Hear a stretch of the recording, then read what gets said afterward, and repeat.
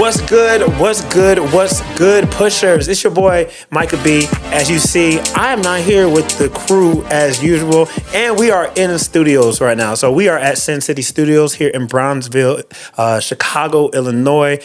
Shout out to the wonderful, the amazing friend of the show, Cynthia McWilliams. Beautiful space. And this is a bonus episode, all right? So if you are watching this, you are probably already on our Patreon, and this is a very bonus episode for you pushers, all right? I'm here with an amazing individual who I had the opportunity of connecting with at the beginning of Pride Month. I'm here with Joe Exclusive. Joe, welcome to the Black Gay Agenda. How are you doing? I'm doing amazing. Thank you for having me today. It's a pleasure. So I want to real quick let the audience know a little bit about our guest today, all right? So, Joe Exclusive, born Joe Watson, is a prominent celebrity stylist and fashion designer with over 2 decades of experience in the entertainment and fashion industries. Originally from the Bay Area, he moved to Los Angeles in '97 to pursue his passion for fashion, transitioning from a career in hairstyling to styling high-profile clients. His breakthrough came when he helped shape the image of rapper Eve. Come on now, Eve. The first lady of the Rough Riders, which led to collaborations with numerous celebrities, including Keyshia Cole, Maya, Kimora Lee Simmons, Stacey Dash, Tyson Bedford, Kim Kardashian, Lisa Ray, LaToya Jackson, and Taraji P. Henson. In 2019, Joe launched his own fashion line, the Sir Joe Exclusive Collection, debuting at New York Fashion Week in Los Angeles. Wait, why did I say in Los Angeles? But I actually did New York Fashion Week and LA Fashion Week, like back to back. So yes, the collection featured unisex loungewear with bold prints designed for well-traveled person, encompassing luxury loungewear, blouses, shorts, and robes. Beyond styling, he is the CEO of Destination 1610, a style house specializing in product placement, branding, and consulting. Joe Exclusive has also appeared on reality TV, including Love and Hip Hop Hollywood. He continues to share his work and insights through social media platforms. We'd like to wish a very, very, very strong welcome to the Black Gay Agenda to Joe. Thank you so much for joining us today. Well, cheers to that. Cheers to that. Cheers to me. Cheers to the Black Gay Agenda. And cheers to us. Let's see. Cheers to you guys too. Cheers to y'all. Let's see what our bartender did today. Okay, let's see what the cocktails do. I'll drink to that. This is like good bath water. I'll drink to that. So we do a little segment here on the show. Before we really get into the nitty gritty of things, we just try to get to know our guest a little bit, right? So what we do is we call it the tens. What the tens is a rapid fire question segment, all right? I ask you 10 questions, you answer them, okay? Yes. Try to do as rapid fire as you can. Some people give sermons after I ask every single question, but hey, if the spirit moves you, the spirit moves you. Let's go. Let's get into it. Let's get into the 10. So we're going to start off with, what's one piece in your closet that lives rent-free in your head? One piece in my closet that lives rent-free in my head is one of my Versace bags that I've had for probably over 10, 15 years. Okay. What is your favorite, past, present, what is your favorite fashion moment, celebrity fashion moment? My favorite celebrity fashion moment would be, let me think about that. Mm-hmm. I mean, I could say one big fashion moment that I think is a lot of people's was, of course, Jennifer Lopez. Go back to Versace. Yes, the Versace dress. So that's a big fashion moment in history. Another big fashion moment in history for me was another like one of Gianni Versace's, collections when he was alive. So as you can see, he's one of my favorite designers. I've said his name more than once so far. So yeah, there's a lot of fashion moments in history. Even the Met Gala, they just had the Met Gala, so it was a big fashion moments there. It was. I love this year's Met Gala. All right, so next up, who is one queer icon, living or gone, that you wish you could style? That's a very good question. A queer icon that I wish I could style. One of my, let me think hard on that one. Queer. You know who I have I won't even say idolization, but he means so much to me. And I look up to him, and unfortunately he's not here, is Andre Leon Talley. Yes. Like, even my style is reminiscent of his. Mm-hmm. So I'm sure I could style him and we would love each other and have fun playing dress up and all kinds of things. You know, one person I think that you would do good with who's living, Coleman Domingo. Oh, well, you know what, to be honest with you, I'm a stylist that I'm the type that if it's not broke, don't fix it. Okay. And I'm a stylist that I don't go after nobody else's job or nobody else's thing. I hear that. My friends will, you know, I know the two guys that style Coleman Domingo, and they do an amazing job. Like, one of my favorites. Like top tier. And they're the coolest guys. They party all night and we hang out and all kinds of stuff, but they show up for work. Not just for Coleman, they have a lot of great clients that they style the shit out of. Like, I love that. Very, very good. I love that. So Coleman, cheers to Coleman and his style. Yes. Oh, we're going to be doing a lot of cheers. Yes. And his stylist. Great job, guys. All right. So speaking of designers, who is an underrated Black designer who needs more shine? Oh my God, it's tons of underrated Black designers that definitely need more shine. Even me being a stylist, when you read my bio, I do own a company called Destination 1610. And that, you know, company for me is, I do branding, marketing, consulting.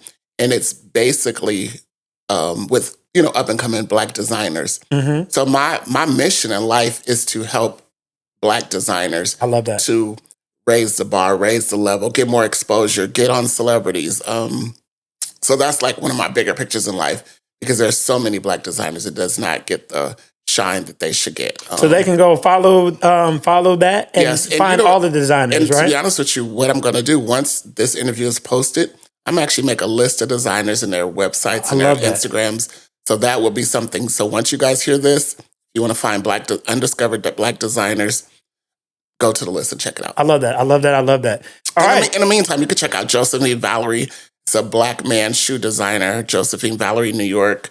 FGM Bespoke. That's a Black woman that actually does furs and leathers and custom stuff. So the list goes on and on. I could name them forever. Okay. What color do you feel most powerful in? Of course, black. Yes. I'm black. Yes. Black is bold. Black is beautiful. Black is bold. I love white too. I love white. That's so funny. I used to style Lisa Ray. Y'all Chi-Town homegirl. She loves white. She loves white. So, yes. So white too. She just actually texted me last night. She'll be here in Chicago on the 19th. So. Okay. Juneteenth. I love it. Yep, she'll be here. All right. So fashion. Which fashion do you like more? Met Gala fashion or ballroom fashion? I would say they go hand in hand. Mm-hmm. A lot of first of all, Black fashion, you know, Black fashion, Met Gala fashion, ballroom fashion, it goes hand in hand because sometimes it's fantasy, you know, it's couture, it's avant-garde. So Met Gala every year has a different theme. Correct. So that, you know, and just with ballroom, you know, there's different categories. Mm-hmm. So I think it really goes hand in hand. I love that answer. I love and support both, you know? I love that answer. Okay, let's go to decades, right? Everybody says the 90s is the best for everything. The best movies, the best TV shows, the best music. Mm-hmm. But as far as fashion, which decade has the best fashion? The 70s, the 90s, or the 2000s? So it's so funny. I'm very young at heart, but I'm older. So I've been around for the 90s and that fashion. And a lot of people that come up after me, whether they're, you know, I mentor them or they're my assistants or stylists, they always like 90s fashion, 80s fashion. That's the best fashion. But for me personally, 70s fashion. Okay. Like 70s, oh my God. Some designers like Sergio Hudson, he's a Black designer. He's doing very well for himself. Very well. It's a couple of designers that are doing very well for themselves, but still not at the level of where they should be. Like, you know, white designers and stores on Rodeo Drive and all that. But Sergio Hudson is a designer that his collections give me like the 70s vibes of that fashion. That was like luxury and just the hair, the makeup, the glam, but the luxury and the sophisticatedness of the 70s. Like, that's my shit. I love that. I love Sergio Hudson, one of my favorites. Okay, listen, you got to smell good, y'all. All right, if you're listening to me, y'all got to smell good. And some of the y'all be outside and y'all be looking good, and then I get up to you, and you don't smell good. So we're gonna talk about the smell goods. What is your signature scent? What's so funny? If I tell you, I have to kill you. Okay, I don't want that because I want to keep on doing episodes. Okay, no, but you know what? It's so funny when people ask me, I never tell them. But I'm going to tell you today my 3 scents that I wear. Y'all are getting an exclusive, okay? And I'm going to tell you 3, and then I'm going to tell you a black woman in the DC area, something she makes that I also wear that it mixes so well and with everybody. Like it's amazing. So the 3 fragrances I wear are, of course, Baccarat, Killian, okay, and Clive Christian. Clive Christian is one of the most expensive fragrances in the world. And I wear it on a daily basis. I get compliments daily. And then the other fragrance is a shea butter. It's not even a fragrance, it's a shea butter. Okay. It's called Chic Exotic. I like the name. She's a woman out of DC. And she makes the shea butter. You guys should order from her. She's like it smells so amazing. And she's so many different fragrances. So real quick, before we move to the last 2 questions, for people like me, when Lotto was like, brokies, what are some scents that the brokies can wear? You know what? Look.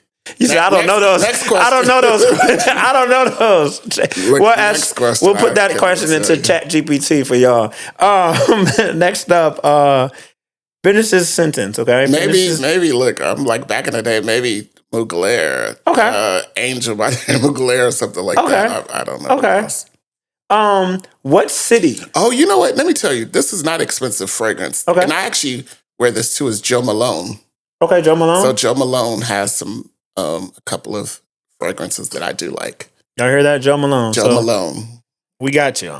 We got y'all. We got y'all. All right. What city gives you the best style inspiration? Definitely New York. Yeah. New York is my style inspiration place. You could walk down the streets of New York and a person could be, unfortunately living on the streets or whatever the case may be, a situation, but they will be styled very nicely. And because of the weather, I think in New York too, the layers and so I'm always inspired in New York, walking down the street with fashion. Love that. Last question. We did this the other day on the, at the event we were at, but finish this sentence. Black fashion is.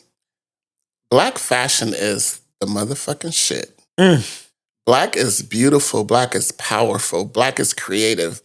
Even the last it's been like a week or 2, I've been kind of hearing, and I never knew this, that denim was like the poor people, the slaves' fabrics. Like white people didn't wear denim back in those days.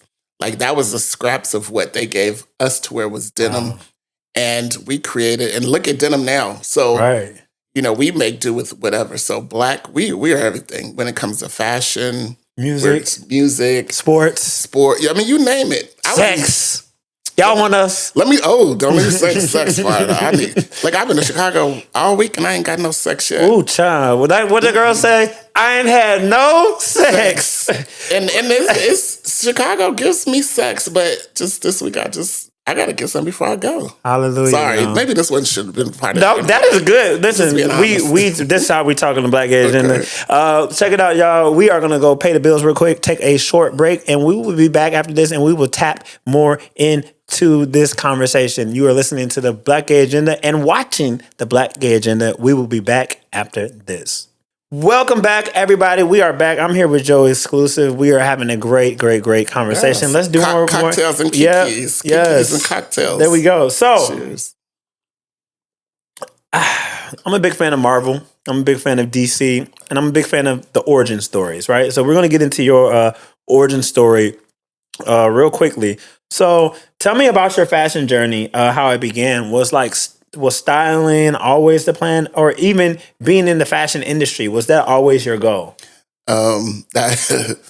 I will say no. So I grew up in the Bay Area, Richmond, California, and I started doing hair, and I didn't start like most people. Like I didn't go to hair school or none of those things. I guess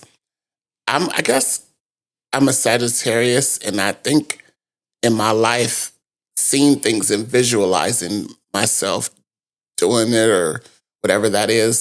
So I was self-taught. I worked in the best hair salons in the Bay Area without a license. I just kind of manifested myself in these situations of the hair part of it. So when I moved to LA, and so, I'm in the hood doing hair. So that's a certain type of doing hair, like banana peel ponytails, bobs, glued on wigs and weaves, or not even wigs back then, weaves. So moving to LA, you got to up your game. Right. So I always loved fashion from, when I was a youth. And, I'm going to tell y'all the story. So I was growing up in junior high school, into fashion. My dad was a drug dealer kingpin. So he was in jail. He went to jail one time, but he had gotten shot before he went to jail. So he got Social Security for getting shot. For one of his fingers got shot off, for a couple of his fingers. Oh, wow. So he went to jail. He was getting his Social Security checks, and he was like, cash a check, if you need something for school or whatever. Why I didn't cash all the checks every month he was in jail and just was buying expensive clothes. That's when I was introduced to designers and all this. So I had, growing up in high school and junior high, I had like all the designer clothes and just everything. And so that's how I got into clothing. Okay. And then when I moved to LA, I started doing Kimora Lee Simmons hair. And then I called home to one of my friends that we worked in the salon together, but he knew how to do more hair stuff than me. So I was like, okay, move to LA. I got somebody for you. So I connected him to do Kimora's hair. And then I started doing her clothes. And then that just really became my job. Then my next person was Eve. I was a part of basically her, when she got a record deal with Rough Riders. Because she was signed to Dr. Dre at first in LA with me. Then we ended up meeting DMX, and she ended up getting signed, and we moved to New York. And remember, she didn't have hair. Her hair was short, just a blonde hair. Yeah. So first video, I'm running out shopping for the clothes for the video, and I literally became a stylist from there. I never did hair ever again after that. I love that. So before we get to Eve, because we definitely going to get it into Eve, because who's that girl? Eve's that girl, right? Girl. Yes. Nah. So before you did move in LA, before you moved to New York, you were in LA. Yes. What was it like being a young Black gay creative in LA in the 90s? I bump into so many people these days, and you'd be surprised at how many straight men say to me, they've always said to me, they like my, the way that I've, just be me, being me, unapologetically me. But now so many people say to me that you was doing this before everybody was doing this. Like I've been wearing wigs and purses and before it was cool. Oh, I've been doing it for a very long time. So it was in LA, of course it's LA, it's Hollywood. Yeah. But it still wasn't really like that, Right. So I've just always been unapologetically me. I'm a Sagittarius. We're fearless to a certain degree. We to beat of our own drums. So I've always been like this. I've always been flamboyant. I've always been having blonde hair since middle school. So there was never a time where, because we know in our culture, in our society, a lot of us have to shrink ourselves to fit in. You never had that era of your life where you're really asking good questions for this interview. I'm getting chills just by that, because I'm not an in front of the camera type of person ever. Like I could have been on Love and Hip Hop for seasons and seasons and all that, but I've one time did go to an agency because I was like, I'm gonna get representation being a stylist, because I always get work myself, all that. And the agent was like, oh, well, you have to, basically wanted me to kind of change myself, the way I look and all that, because she thinks that the perception of me would be taken a certain way to style clients. It would have looked better for the brand of me. And I was like, baby, I don't need an agent there, because I'm not changing the way I look, the things I do. I've always been true to myself, and I see that people have respected that for me through all the years, even though I could care less whether they did or not. For me, I have to do what I do for myself, I love that. So Be yourself. yes, they tried it. They tried it, and you said no. Baby, I couldn't do it. I love that. All right, so we talked about Eve a little bit. We love Eve over here. You really helped create Eve's image, and Eve, when she came with like a whole entire different vibe than the other girls were bringing during that time. Yes. What was your approach to giving us the image that Eve, what we got from her? So Eve is not like the other girls. She is even I've had conversations recently where how everybody loves that she's married this rich guy and lives this type of lifestyle. She's never been, we were friends before the fame, all that. Mm-hmm. You hang with your homegirls, and some of them are driven by men with money or whatever the case may be. Eve has never been driven by certain things, or I got to be sexy, or I got to be this, or I got to be that. She's just been about rapping and her talent. Yeah. So I didn't feel the need to, she used to wear glasses and all kinds of stuff. So it wasn't the need to make her sexy like Little Kim or Foxy or any of those, because she would, and the label didn't push it like, sometimes the labels push it. It may not even be the talent's idea or direction they want to go, but sometimes the labels push it. I've seen that tons of times. So with Eve, it was just kind of organic. It was like what we were doing already in LA, because she was signed to Dr. Dre first, and she just became my artist there. So I just started dressing her there. So it was just an extension of that, and just keeping her true to who she was, but also giving her the street element of Rough Riders and the bikes and that whole thing. And she just blossomed and developed over the years until and still brought her own version of sexiness. Oh, definitely, yeah. So I was there when she got the paw prints, like her and me and one of our good friends. Like, so I was there since the beginning. I love that. And we just worked together and grew together at time. I love that. So we're going to talk about creativity, right? Being a creative, and then also working for a celebrity client, right?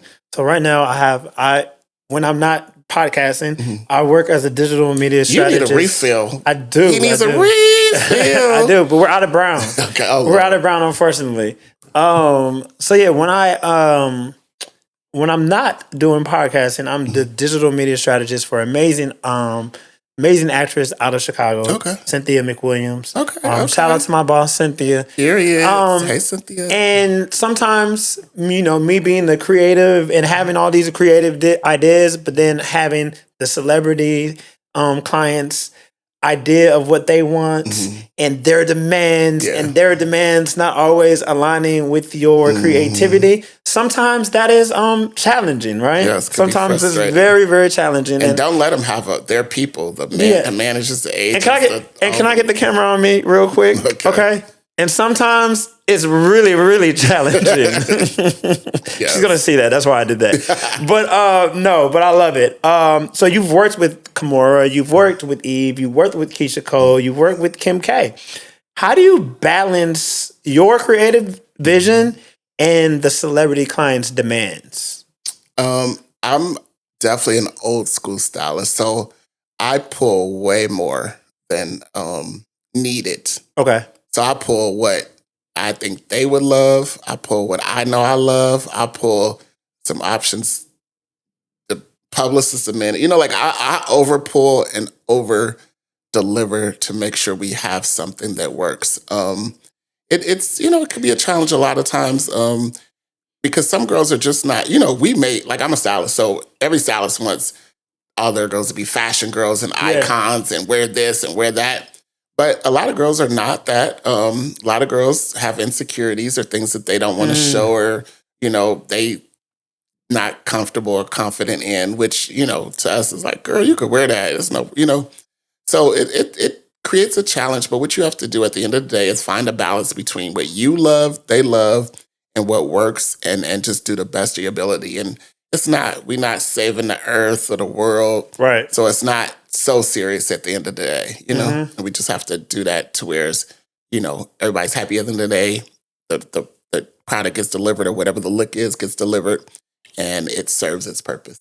And not everybody's going to be a Zendaya, and that's okay. That's true. Yeah. Everybody's going to be a Zendaya or a Tiana Taylor. Yeah, and that's okay. Yes. And that's okay. Yes.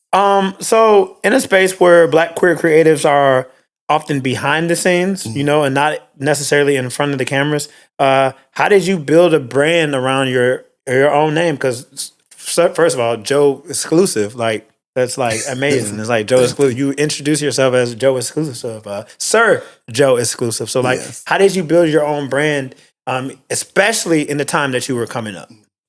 I think with me, I've stayed true to myself, and I've made my life based around my life. Like me being a stylist is not my all that says anything about me. Yeah, and it's kind of my claim to fame, but also kind of not, because my reality is I'm not a stylist. I've never went to nobody and said, like, I want to work with you. Let's work together. I've never even had a portfolio. And back in those days, when you don't have social media and stuff like that. Wait. You never had a portfolio? Never. Like literally, in the world of styling, especially back then, because there was no social media. No Instagram, So you had to go to the record labels. They had to know you. They had to see your work, your books, and all that. And I never have had to have that. I've always got my work off of word of mouth or walking in a room, because I've always been fabulous. I've always, wore design, and even wearing designer clothes don't make you fabulous. Correct. But I was fabulous in my designer clothes. Right. So, thank God, I've been blessed enough to have a light, a certain light and a certain drive and manifestation. And so I've been able to acquire clients and jobs and things, and continue, and blessings to even be consistent and still working in all this amount of time, like 25 years plus. And I'm styling, BT Awards on this week. So I've got to get out of here and get back to LA. And I've been literally working from here, getting ready for BET Awards. So that's beautiful. I love that. That's a testament to just like, I feel like if you something that you said that stood out to me was you just let yourself shine, and how you show up shine. And I think a lot of people fake the funk, right? And I don't even like. Thing with me too, it's not like I crave for attention and go after it. Because if I did that more, certain things more, I would be even bigger and bigger further, but more, everybody wants to be famous. Yes. And two, that works too for your advantage in this time and age, Yes. Because any, brand, like you said, about the branding and itself. It's important. It's important, so I've just been blessed to, just kind of mosey along in life and just be me, and blessed to build myself into a brand. I love that. So you just said something. You said you've been blessed to just mosey on in life and just be you. As you know, as y'all are watching, if you're watching right now, you're probably, so you know that this is Pride Month. What are you doing? You know this is Pride Month, and so I want to just talk about that a little bit, about Pride Month. What does Pride look like for you? And I want to know, what does Pride look like for you in fashion, but also in life in general? Pride for me,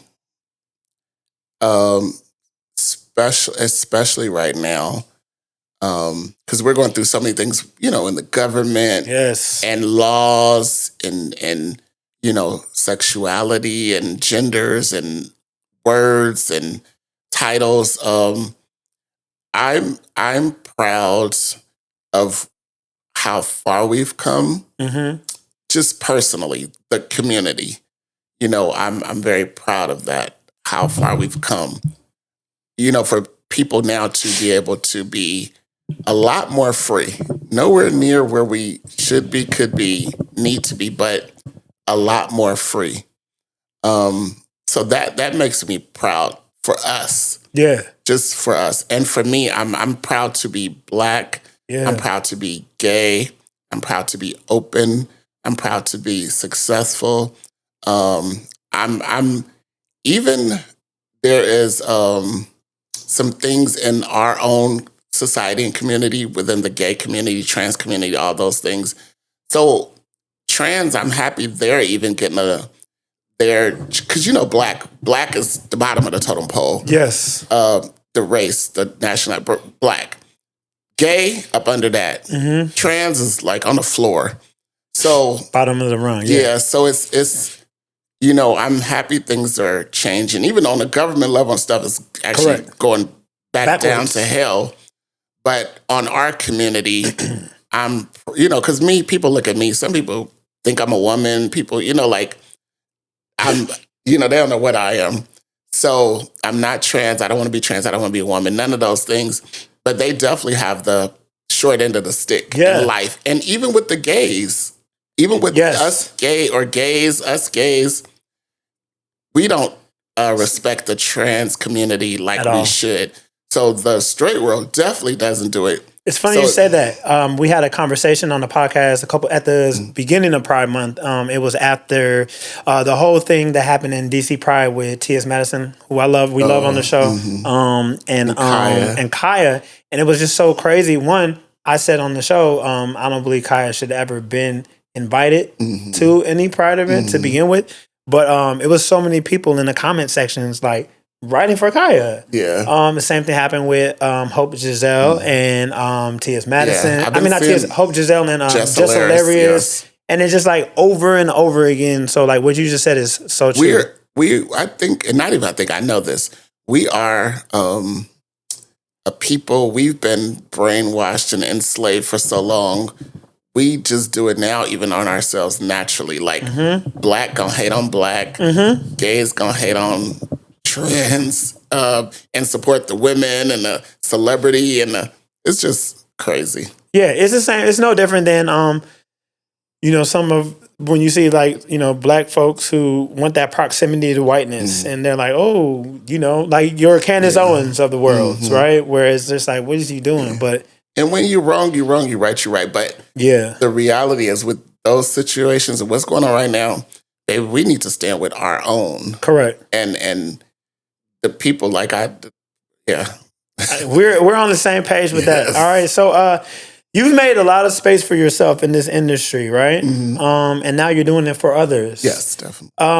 In rooms that weren't really designed for us to begin with, right?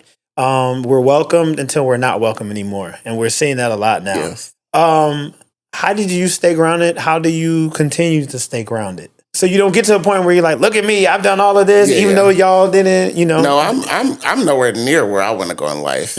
Like life is a journey, and you have to enjoy the journey, all of it. So I do enjoy the journey. I'm super blessed. Like I pray to God, and He gives me, that's why you gotta be careful too when you pray, because you could pray for something, and He'll be like, okay, that's all you want here, but He could give you way more. So be careful or pray big. I love that. Pray big. So for me, I'm just happy to be here, to be blessed. My prayers, my dreams be answered. Giving that's just natural to me to give. To give back and to influence and to mentor and to do those things. So I'm just going to continue. And I think that's where our blessings come from. That's, where I know my blessings coming from being able to give back and to, just help people. Like I help people, like more than people would know or more than anybody would know. Yeah. Even with brands, like that's really my focus, to help Black brands get more exposure and grow and do. So something that you said there is really important, that you said some of the people that you've mentored, taken under your wing are doing huger is not a word, y'all. Are doing better, right? Doing great. Yes. I love that. I really believe in that. Like the people who I'm mentoring, I want them to surpass me. I feel like our generation, we see it in the Black church, we see it in politics. We see people, they don't pass the mantle, and then they die with the mantle, and there's nobody to take it. That's why you have, I'm not going to name drop, but that's why you have people who, they're reclaiming my time. And I'm like, girl, time is up, right? It's time to push it to somebody else. And that's not us disrespecting the old or anything, but it's like we should all be, I believe we should all be training our replacements and people who come behind us. Yeah, I even tell my friends or people with kids, because even I know tons of people, in the industry or not even the industry that have wanted to be huge stars or celebrities or actors or whatever. And their kids end up being talented. I'm like, baby, life is like a relay race.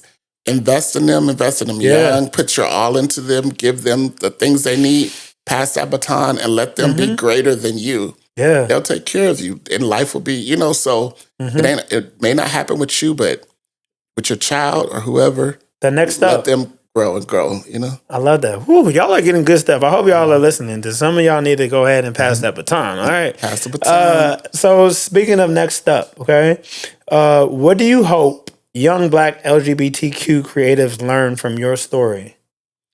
I hope that they know, well, two things. One thing is never give up. That's the first thing. Never give up. My life, baby, has not been easy. And even from being a youth, like my coming out thing wasn't like a big thing, but just growing up being young and gay and all the things. And so, and then getting, moving away from home. I moved away from home at 22. Okay. And with no connections, no nothing, and just, hustle and running the race. And you're going to miss things at home with family and special moments and all types of things. But, your passion, your drive, and your end goal is very important. So you have to apply yourself and you just go after it. So that's what I've done. Like I've just kept going and kept going and kept going. And now I'm here. But like I said, I'm nowhere near where I want to go. I'm still on my journey. I'm just enjoying the journey along the way. I love that we keep saying journey because at Sin City Creative, Sin City Studios, what do we say? Journey to destination, right? It's not the journey. Why are you laughing, D? It's not about the journey is greater than the destination, right? Yeah, it is. Listen, because if you aim and you just can't wait to get to the finish line, can't wait to get famous, can't wait to get this, you got to enjoy the journey, baby. The journey sometimes is greater because you have more freedom and and there you're not at the top and you're not. Could be lonely at the top. Who knows what's at the top? And I don't think you should ever arrive. That's my life philosophy. Enjoy the milestones, enjoy the good things that happen, celebrate the wins, but you never arrive. I think when you arrive, if I get to the place and I'm like, oh, I'm here, I've arrived, that means I'm ready to go on to glory. It ain't nothing else to do if I've arrived, right? I've been to the mountaintop, I've seen to the promised land, Micah out. So I'm not trying to arrive. I'm just trying to continue to grow until the day that I, no longer exist on this earth in the physical. We're going to be coming, we're going to be wrapping up, but I want to know, and let our audience know what's next. We already said you're going to be styling the BET Awards, but what's next for Joe Exclusive? What's next for me? Short form, I am over the LGBTQIA portion of the Gathering Spot LA. The Gathering Spot is a private membership club. It's based, it has 3 locations, Atlanta, DC, and LA. And they're open one in Houston too. And then they have what they have called Connected City. So they do events all around the world from time to time. They have groups of people that are members that are just based in certain cities. Like I've even went to an event in Chicago before. It was an amazing group of people. So I'm doing a Pride event at the Gathering Spot, June 27th in LA. Okay. So I'm, so if you're, if you want to be a part of it, I'm looking for, and I'm open my doors for performers, vendors, sponsors. If you just want to be a part of it, if you want to attend it by June 27th. So that's short term of what I'm doing. On a bigger scale, one of my bigger pictures in life is to create a company kind of like LVMH, which, stands for Louis Vuitton Moet Hennessy. I'm creating or my biggest dream and goal and will is to create a Black version of LVMH, which, would be a conglomerate to house, fashion brands, Black, and this is Black, fashion brands, all kinds of things, fashion, beauty, luxury goods, liquor, boutique hotels, like a real big company. So I'm getting together with people to create that. So that's like my legacy project. Wow, that's what's needed. Especially, you said LVMH, and what really hit me there was you said, but black. And it's crazy how many of us run and flock to that brand and it's not black. So the fact that you want to create something that's actually black, I really love that. Yeah, even black folks love we were just drinking it. We love our Hennessy, right? All of it, all of it. So, with getting together with partners and, just to create that, because that's what the problem is with black designers and fashion and stuff. They don't have the backing. All those white brands, they have the backing because companies like LVMH, they invest into those companies and help them sustain and get storefronts and manage the budgets and the money and all those things. So I want to create a company with like-minded people to help our community as well, to help take those brands and those things and those people to the next level. It's needed. So where can our listeners and our viewers, where can they find you and your work? I have an OnlyFans, a back page. No, no, just kidding. I have a Instagram and, of course, TikTok and all that stuff. But Instagram is probably best. Sergio Exclusive. Okay. SIRJOEXCLUSIVE. You be dancing on TikTok? I don't do shit on TikTok. Okay. I didn't know you get. I need I want a social media manager. So somebody that can, because like TikTok and fun stuff like that. Huh. We might need to talk. Yeah. We might need to talk. I want to do fun stuff. Look at my social media. I'm cute. I'm fabulous, but I really want somebody to create the content. So it's, it really represents me and really follows me because people don't know half the shit I do every day. Right. If I had somebody like follow me and document what I do, you'll be like, how that bitch do all that? Period. Definitely.